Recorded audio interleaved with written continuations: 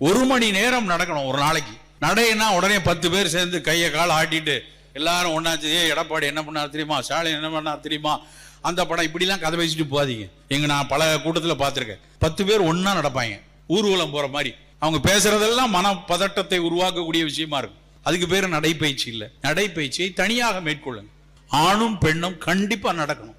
இது ஒண்ணு நடந்தா மட்டும் போதுமா? நடைக்கு அப்புறம் ஒரு 10 நிமிடமாவது உடல் பயிற்சி செய்யணும். தசைகளை வலுவாக்கணும்.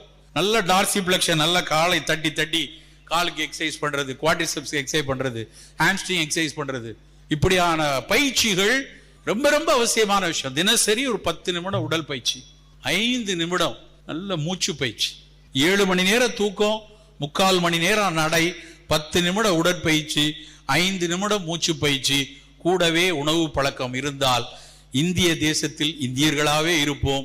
இனிப்பு தேசமாக நாம் அதை மாற்ற மாட்டோம்.